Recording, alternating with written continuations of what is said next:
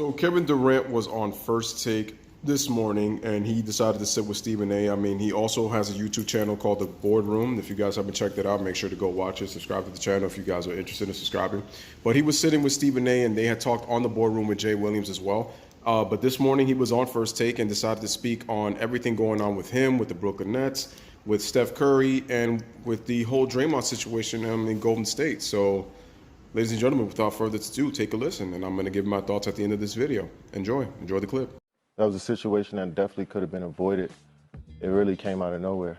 And for us, everybody was just looking for something to tear us down with, and I think they used that. And that just brought in the firestorm from, free agency to every day it was about my free agency. Every day it was about my disposition as a player, what I look like on the bench, what I look like, during the game. So it opened up a lot of nonsense, I think that could have been avoided. And me and Draymond talked about it. Did that play a role in you leaving Golden State? A little bit, yeah, for sure.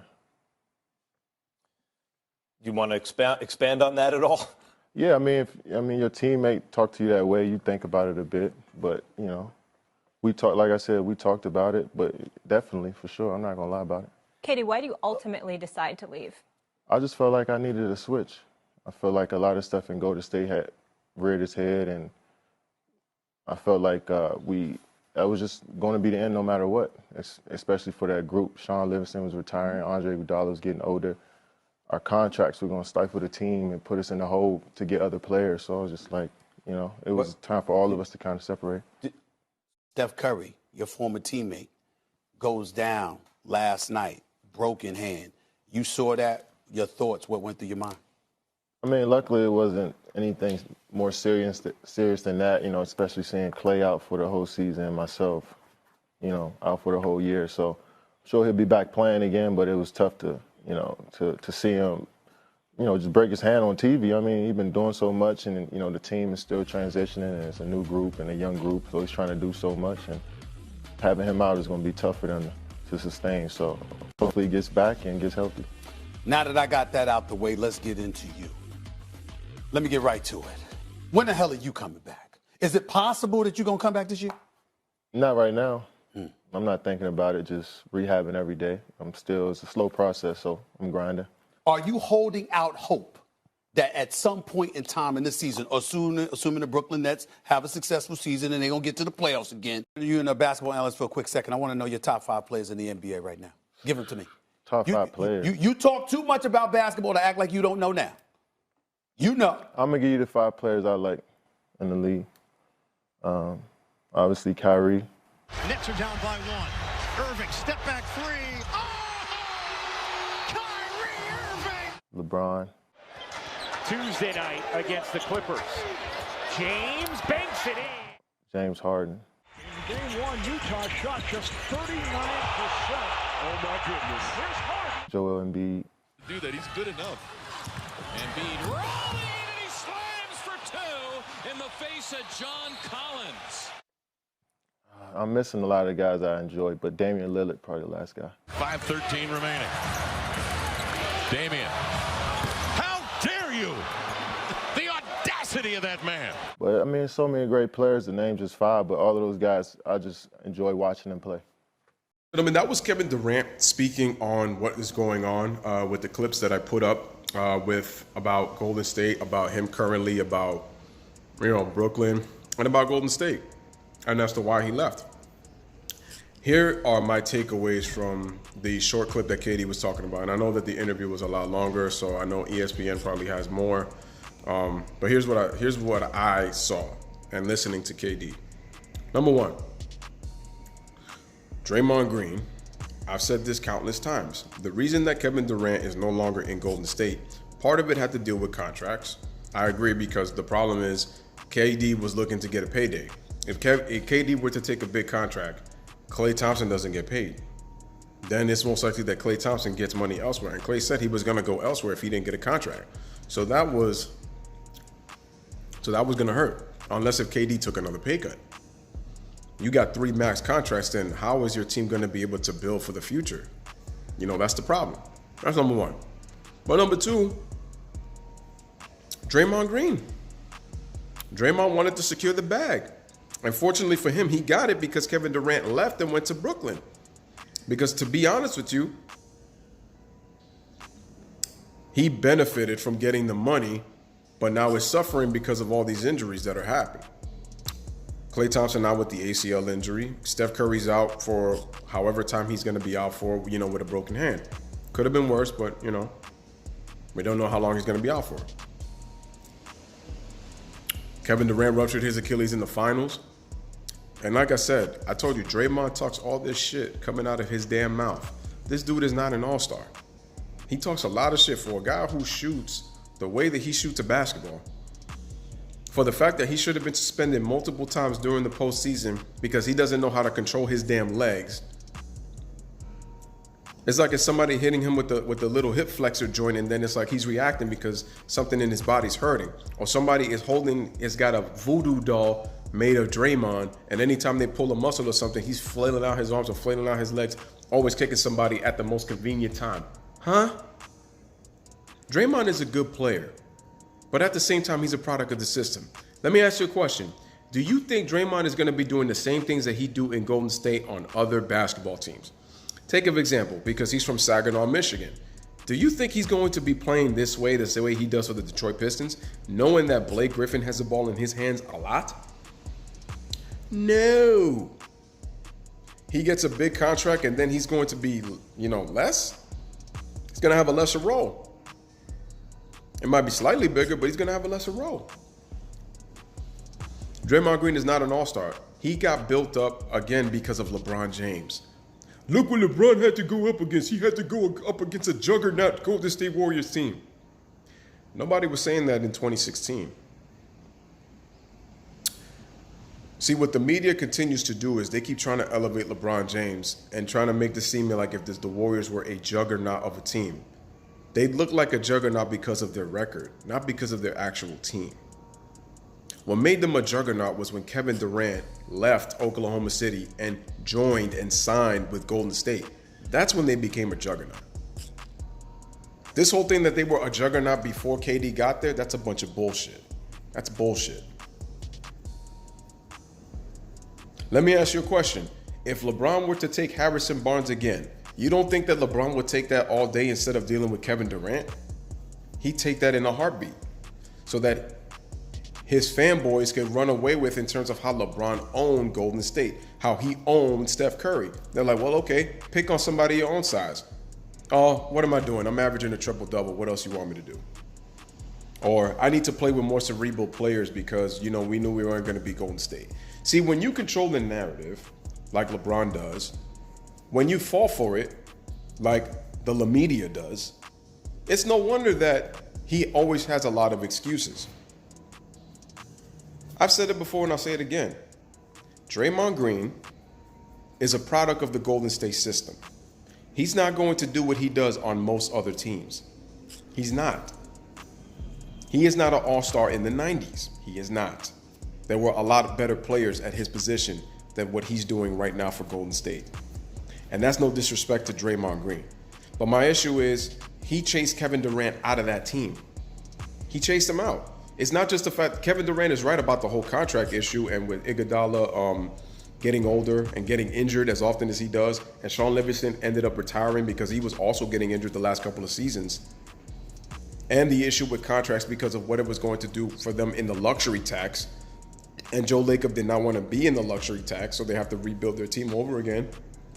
But Draymond chased him out because he was trying to get that payday, because he knew he wasn't going to get it if Kevin Durant was the number one priority for Golden State, because originally it was. But I also told you, ladies and gentlemen, that he was probably going to do these one-and-ones until he saw something more convenient where he could be the guy, and he needed a fresh start. Bob Myers ruined that in 2017 after the championship parade. He ruined that already. It's just Draymond multiplied it times 1,000 with his stupidity, boneheaded ass. His boneheaded ass decided to not give Kevin Durant the ball when he was supposed to, and the media turned it into a big deal. And I said, with the fact that the media hates Golden State, you didn't think they were going to run with this story, Draymond? Oh, I didn't think Kevin Durant was going to leave. I didn't think Kevin Durant was going to leave. I didn't think it was that serious. Really? Draymond, really? with the fact that KD is looking to make max money. Really? Like the fact that you were trying to get paid and get max money. Really, Draymond? Come on, son. Come on, son. You can't be serious, man. You cannot be serious. So here's the final verdict when I listen to KD talk about Draymond Green. He's not going to get into the details. I mean, look at Terry Rozier. He blasted Kyrie on TV and talked about everybody. He didn't give a damn because he's just an idiot. Terry Rozier, you could tell is kind of narcissistic and he's thinking about himself. And I'm telling you, MJ's going to ruin the day that he signed that man to $19 million a season. Terry Rozier got his money. We're going to see if the numbers back up his value, which I doubt. And I'm not trying to hit on Rozier, but it's like I could tell just by his personality and the way he plays, he's an okay, good player. But I don't see big things coming from Terry Rozier. I really don't. Draymond Green, he would have begged KD back. Because now you don't have Steph Curry. He's out with a hand injury. So now, Draymond, you're pretty much on your own with D'Angelo Russell. D'Angelo Russell's not really a good defender. So pretty much you're gonna have to be the leader of this team now until Steph Curry comes back. This is what happens when you open your mouth. You constantly get and you know what's funny? Draymond's mom was, with the way that they were losing to Phoenix, she was like, put me in the game. And I'm saying to myself, you see, this is the problem. Draymond kind of takes his actions from his mom. And listen, she's done a wonderful job raising Draymond Green. Draymond Green is an intelligent man. He's a very intelligent man. The problem is there are moments when he doesn't make intelligent decisions on the basketball court, especially when it comes to his character. You need to try to understand the situation. Because what happened was Draymond, if you look at it, remember, this guy was the one that said he cost the Warriors a championship in 2016 after he got into it with LeBron. In somewhat of a defense to Draymond Green, Danny Crawford knew what was happening. That's why he didn't stop it, because they were planning to do some kind of course of action. And I'm sorry. There's just no way that they're going to recover from this, and now they're going to go through. And I'm going to also say this too. For those who were wishing injury on Steph Curry and they were saying how karma's a B because the Warriors ruined the NBA,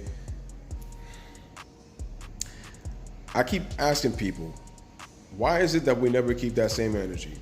So it was bad because the NBA was waiting for the Warriors to climb because they went to the finals 5 straight years.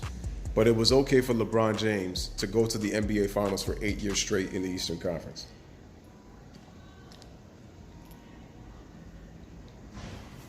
I'm going to end it with this note.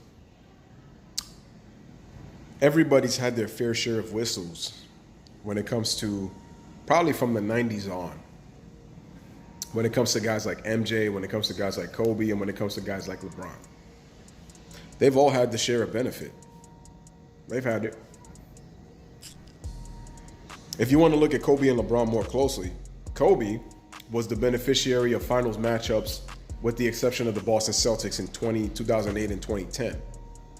LeBron James was the beneficiary of tough teams facing in the NBA Finals compared to the teams that he was dealing with in the Eastern Conference on the road to the finals. So Kobe had a more difficult road to the finals, but faced weaker competition in the finals. LeBron James had an easy path to the finals, but had more difficult competition going against the NBA Finals. Draymond Green, you screwed up, bro. You screwed up. You screwed up. But I'm also going to say this about Kevin Durant, too. For people who continue to say that, and you know the certain people, that Kevin Durant put you over the top, you're absolutely right. Kevin Durant was the difference maker like Kawhi Leonard is, and I always call them both difference makers, and they're weaponizers. They're that secret weapon. They're what I call MJ's, Michael Jordan's secret stuff in Space Jam. That's what Kawhi Leonard was for the Raptors last year, and that's what Kevin Durant was the last 2.5 to 3 seasons for Golden State. I almost said half because he didn't play in the finals and he missed all of the Western Conference Finals and the last 2 games and the last game and a half of the second round. But they were Michael Jordan's secret stuff from Space Jam. But we can't sit here and act like Steph Curry has never been a leader. Steph Curry led the Warriors to 47 wins in 2013 on a team where Klay Thompson came off the bench and Draymond Green was a rookie. Steph Curry in 2014 helped lead the Warriors to 51 wins when he was the only All-Star and he made it for the first time, and Klay finally started, but Draymond was still coming off the bench. In 2015, Steph Curry led the charge with that deep Warriors team to 67 wins and an NBA championship and an NBA regular season MVP, with his only All-Star teammate being Klay Thompson in 2015. Draymond didn't make the All-Star team until the 73-9 season. And again, if you look at the Warriors roster, to be honest with you, they're really cast-offs when you really think about it. Think if they didn't play the system that they played. Just think. So people who are saying like idiots like Nick Wright and idiots like Max Kellerman and stuff like that, that's saying that Steph has never led a team and we're going to see if he can lead a team, and Chris Carter, bunch of idiots. He's done it before. Kevin Durant has led a team too. When Russell Westbrook was out 36 games in 2014, Kevin Durant led the Thunder, still kept them afloat, and they won 59 games in the Western Conference. That was the year the Spurs had the best record with 62 wins and won the NBA championship against LeBron's Heat. How about the fact that Kevin Durant with Russell Westbrook led a team when they lost James Harden in the offseason to 60 wins, and Kevin Durant averaged 28 points, 8 rebounds, and 5 assists on a 50-40-90 season and didn't get a first place vote. The Thunder won 60 games and were the number 1 seed in the Western Conference in 2013. So once again, ladies and gentlemen, I'm going to stop it right there for now.